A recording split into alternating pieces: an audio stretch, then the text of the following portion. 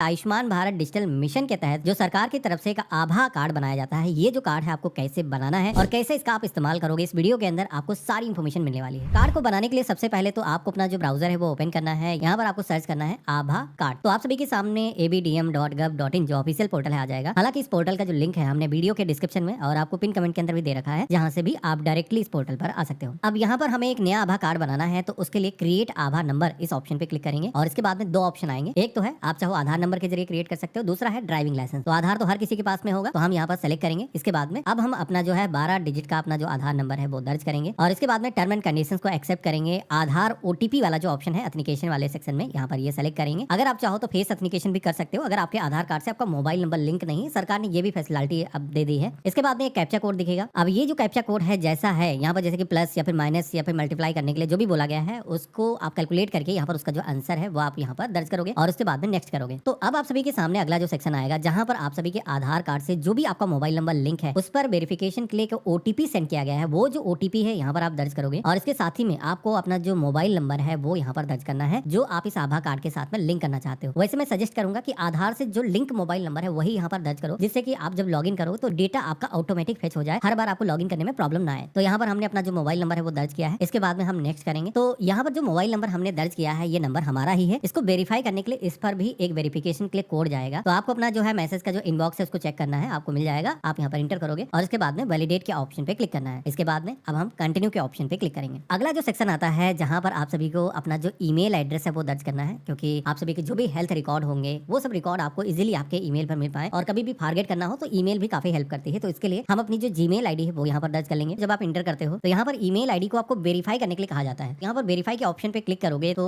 आप सभी के सामने कोई ओटीपी डालने का ऑप्शन नहीं आएगा। देखो इसका वेरिफिकेशन का जो प्रोसेस है थोड़ा सा डिफरेंट है। इनबॉक्स के अंदर आप सभी को एनएचए की तरफ से एक मेल आया होगा, आप सभी को इसको ओपन करना है। आप देखोगे कि यहाँ पर इसके अंदर एक लिंक होगा। अब यहाँ पर इस लिंक पर जैसे हम क्लिक करेंगे तो हमारा जो ईमेल एड्रेस है वो वेरीफाई हो जाएगा। तो यहाँ पर ये भी स्टेप हमने कंप्लीट कर लिया है। दोबारा से बैक उसी टाइप पर आ जाएंगे, नेक्स्ट के ऑप्शन पे क्लिक करेंगे। अब आप सभी के सामने अगेन एक ऑप्शन आएगा जहाँ पर इंटर आभा एड्रेस यहाँ पर मांगा जाएगा। तो देखो एबीएचए जो एड्रेस होता है वो क्या है, तो जैसे आप ईमेल आईडी क्रिएट करते हो तो कुछ सरकार की तरफ से जैसे यूपीआई आईडी होती है, सिमिलर वैसे ही एक आभा आईडी आपको प्रोवाइड की जा रही है। यानी कि ये जो आभा आईडी है आप कहीं पर भी साझा कर सकते हो, आप अपनी मर्जी की ये जो आईडी है क्रिएट कर सकते हो। इसके अंदर आपको अपना जो नाम है वो दर्ज करना है, साथ ही में कुछ नंबर्स को आपको मिक्स कर लेना है और आपकी जो यूनिक आईडी है वो होनी चाहिए। जैसे ग्रीन आ जाएगा तो आपकी जो आईडी है वो अवेलेबल है, अब आप इसे यूज कर सकते हो। तो हम क्रिएट आभा के ऑप्शन पे क्लिक करेंगे। तो इतना करते ही आप देखोगे कि हमारा जो आभा कार्ड है वो यहाँ पर जनरेट हो चुका है। कार्ड का प्रीव्यू हमारे सामने आ जाता है। हम ये जो कार्ड है डाउनलोड कर सकते हैं। देखो आभा आईडी कार्ड जो है इसके अंदर एक क्यूआर कोड होता है और एक सरकार आपको आभा नंबर जारी करती है। साथ ही में आभा जो एड्रेस होता है जो कि एक ईमेल आईडी के जैसा ही एड्रेस होता है, ये इस पे मेंशन रहता है। अब ये जो कार्ड है आप अपने फोन के अंदर प्रिंट करके से रख सकते हो। यहाँ पर आप सभी को अगर पीवीसी कार्ड प्रिंट करना है तो वो भी आप यहाँ पर कर सकते हो। हालांकि पीवीसी कार्ड को प्रिंट कैसे करना है इसका एक हमने ऑलरेडी वीडियो बना रखा है, वीडियो के डिस्क्रिप्शन में दूसरा वीडियो का जो लिंक है आपको मिल जाएगा। तो यहाँ पर हम ये जो कार्ड है डाउनलोड कर लेंगे। ये जो कार्ड है जब भी हम किसी भी मेडिकल कॉलेज के अंदर जा रहे हैं, कोई भी गवर्नमेंट संस्थान के अंदर जा रहे हो तो वहाँ पर आपको काफी हेल्प करता है। आपको लाइनों में लगने की जरूरत नहीं होती है। ये जो कार्ड है इसके जरिए आप इजिली टोकन ले सकते हो। जो लोग लाइनों में लगे रहते हैं वहाँ पर आपका जो काम है एक क्यूआर कोड को स्कैन करके हो जाएगा। तो यहाँ पर ये जो कार्ड है बनाना एक पार्ट हो गया, लेकिन कार्ड को यूज कैसे करना है उसका प्रोसेस बहुत सारे लोगों को नहीं आता है। तो मैं आपको बता देता हूँ। देखो ये जो कार्ड है यहाँ से जनरेट करने के बाद में अब आप सभी को प्ले स्टोर पर आना है और यहाँ पर आप सभी को एक एप्लीकेशन डाउनलोड कर लेनी है, जो कि आप सर्च करोगे आभा। तो आप सभी के सामने ये जो एप्लीकेशन आ जाएगी, इसे हम डाउनलोड कर लेंगे। अब देखो ये जो एप्लीकेशन है, इस एप्लीकेशन के अंदर आप अपना जो अकाउंट है इसको लॉगिन कर लोगे। लॉगिन करना काफी सिंपल है, तो मैं आपको लाइव सारी चीजें दिखा रहा हूँ। कुछ परमिशन यहाँ पर अलाउ करने के लिए बोला जाएगा, तो यहाँ पर सभी परमिशन को अलाउ करना है। लॉगिन की टैब पे क्लिक करना है। यहाँ पर आधार नंबर, मोबाइल नंबर, साथ ही में आभा नंबर जो मैंने आपको बताया था या फिर आभा एड्रेस, उसका ऑप्शन मिल जाएगा। तो यहाँ पर हम कोई भी एक ऑप्शन यूज कर सकते हैं। आसान है मोबाइल नंबर, तो हम यहाँ पर अपना जो मोबाइल नंबर है वो यहाँ पर दर्ज करेंगे और इसके बाद में कंटिन्यू के ऑप्शन पे क्लिक करेंगे। तो हमारे फोन पर एक वेरिफिकेशन के लिए ओटीपी आएगा, हम यहाँ पर दर्ज करेंगे और इसके बाद में सबमिट करेंगे। तो अभी आप देखोगे कि मोबाइल से हमने एथनिकेशन किया है, तो आभा आईडी आप देखोगे कि यहाँ पर हमारी फेच होकर के आ चुकी है। जो एड्रेस हमने क्रिएट किया था, हम कंटिन्यू के ऑप्शन पे क्लिक करेंगे। तो अभी आप देखोगे कि हमारे सामने हमारा जो डिटेल है जो कि हमने पोर्टल पर क्रिएट किया था वो सारा मोबाइल एप्लीकेशन के अंदर आ चुका है। यहाँ पर हमारा आभा नंबर मेंशन किया गया है, साथ ही में जो आभा एड्रेस है वो यहाँ पर मेंशन किया गया है। तो ये सारी डिटेल यहाँ पर आपको कभी भी मिल जाती है। बाकी यहाँ पर जैसे कि मैंने आपको बताया था, जब भी आप किसी भी हॉस्पिटल के अंदर जाओगे तो वहाँ पर अगर आपको टोकन लेना है तो टोकन चाहे ऑनलाइन बुक कर रहे हो तो वहाँ पर आभा आईडी आप इंटर कर सकते हो। इसके अलावा अगर आप हॉस्पिटल के अंदर जा रहे हो वहाँ पर टोकन आपको लेना है तो उसके लिए यहाँ पर जो क्यूआर कोड को स्कैन करने का ऑप्शन दिया गया है, इसको आपको क्लिक करना है। तो यहाँ पर आप सभी को क्यूआर कोड स्कैन करने का ऑप्शन आ जाएगा, जिसमें कि आप हॉस्पिटल में लगे हुए क्यूआर कोड को जब आप स्कैन करोगे तो वहाँ पर आपको अपनी जो डिटेल है साझा करने के लिए कहा जाएगा। जब आप साझा करोगे तो आपके स्क्रीन पर आपका जो टोकन नंबर है वो आ जाएगा। अब यहाँ पर आप सभी का जो टोकन नंबर है आपको मिल चुका है। जैसे कि नॉर्मल लोग लाइनों में लगे रहते हैं, वैसे आपको लाइनों में लगने की जरूरत नहीं है। आपका जो काम है बस से आपका मोबाइल फोन कर देगा। अब यहाँ पर ये जो काम है, जैसे कि टोकन तो आपको मिल गया, टोकन के अलावा भी कई सारे इसके अंदर फीचर हैं। खास करके सरकार ने डिजिटल हेल्थ इकोसिस्टम को कर दिया है और ये जो कार्ड है काफी लोगों को हेल्प करने वाला है। तो यहाँ पर ये जो कार्ड है इसके अंदर आपके जो हेल्थ रिकॉर्ड है वो यहाँ पर मौजूद रहेंगे। अभी जैसे कि नया कार्ड हमने क्रिएट किया तो इस वजह से यहाँ पर कोई रिकॉर्ड फाउंड नहीं हो रहे हैं। जैसे आप किसी भी हॉस्पिटल के अंदर जाओगे ट्रीटमेंट कराने के लिए, मैं चेक करता हूँ अगर कोई पहले से हमारे पास में कार्ड होगा जिसमें कि गवर्नमेंट हॉस्पिटल के अंदर ट्रीटमेंट हो चुका होगा तो मैं आपको स्क्रीन पे दिखा दूंगा। यहाँ पर जैसे कि आप देखोगे कि एक तो ऑप्शन दिया गया है माई रिकॉर्ड का, जहाँ पर आप सभी के जितने भी मेडिकल रिकॉर्ड होंगे, जैसे कि आपने किसी भी हॉस्पिटल के अंदर कोई ट्रीटमेंट कराया, आपने जैसे कि गवर्नमेंट हॉस्पिटल में अपॉइंटमेंट लिया, उसके बाद में डॉक्टर जो भी प्रिस्क्रिप्शन जारी करेगा, जो भी मेडिसिन आपको सजेस्ट करेगा, जो भी आपकी रिपोर्ट आएंगी, आपकी जितनी भी हिस्ट्री है वो यहाँ पर आ जाएगी। इससे फायदा ये मिलेगा कि अगर आपके जो डॉक्यूमेंट है वो मिस हो जाते हैं तो डिजिटल तरीके से यहाँ पर आपका जो डॉक्यूमेंट है वो मौजूद रहता है, जिससे कि डॉक्टर को भी डिसीजन लेने में काफी हेल्प मिलती है कि कौन कौन सी दवाइयां पास्ट के अंदर आपके ऊपर चल चुकी हैं, जिससे कि किसी भी तरीके की इमरजेंसी या फिर आकस्मिक इलाज की अगर जरूरत है तो वो डॉक्टर सही तरीके से डिसीजन ले पाता है। बाकी यहाँ पर जैसे कि आपके जो रिकॉर्ड हैं अगर खुद से शो नहीं कर रहे हैं तो यहाँ पर आपको ऑप्शन दिख रहा है लिंक न्यू फैसिलिटी, इस ऑप्शन पे क्लिक करोगे तो यहाँ पर आप सभी के सामने कुछ स्कीमें आ जाएंगे। जैसे कि मैंने बताया आयुष्मान भारत योजना के अंदर अगर आपको कोई ट्रीटमेंट हुआ है तो वो यहाँ पर क्लिक करके उसका जो डेटा है वो फेच कर सकते हो। साथ ही में ई संजीवनी जो पोर्टल है गवर्नमेंट का, जिसमें कि आप घर बैठे टेलीमेडिसिन के माध्यम से कंसल्ट कर सकते हो। कोविन सर्टिफिकेट जो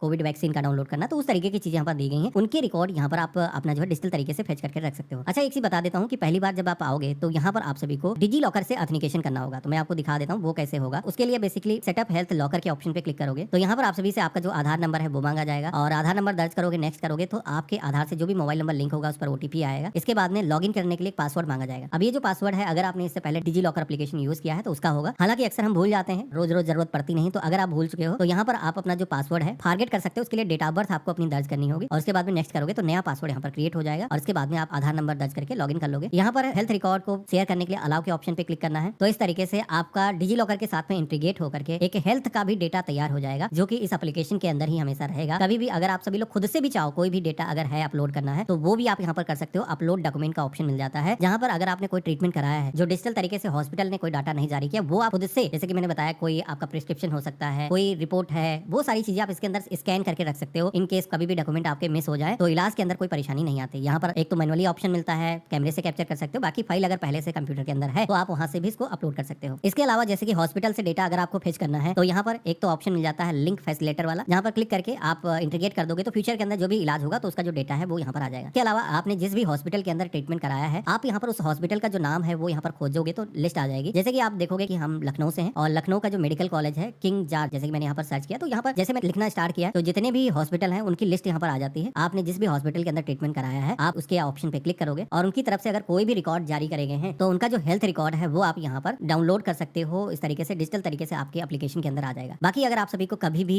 कहीं पे भी जा रहे हो ट्रीटमेंट कराने के लिए तो इस एप्लीकेशन के अंदर फीचर गवर्नमेंट ने रखा है कि आप जहां जहां पर चाहोगे आप अपना जो डेटा है वो डिजिटल तरीके से शेयर कर सकते हो। साथ ही में जो मेडिसिन आपको जारी होती है वो मेडिसिन के जो रिकॉर्ड हैं वो भी इसी एप्लीकेशन के अंदर आ जाते हैं। तो बहुत ही सहूलियत हो जाती है लोगों को। जिस तरीके से आज की डेट में सारे डॉक्यूमेंट हमारे मोबाइल फोन के अंदर आ चुके हैं, उसी चीज में आगे भी डिजिटल इंडिया को बढ़ावा देने के लिए ये एप्लीकेशन काफी काम करती है। तो आशा करता हूँ आज का जो वीडियो है आप सभी को काफी पसंद आया होगा। अगर आपको वीडियो से कुछ भी नया सीखने को मिला है तो वीडियो को लाइक करके जरूर जाना, चैनल पे नए हो फॉलो कर लेना। बाकी अगर आप सभी के मन में कोई भी सवाल है तो मुझे कमेंट बॉक्स में लिख करके बता सकते हो और हम मिलते हैं ऐसे ही एक नए यूजफुल वीडियो के अंदर। तब तक के लिए गुड बाय, जय हिंद।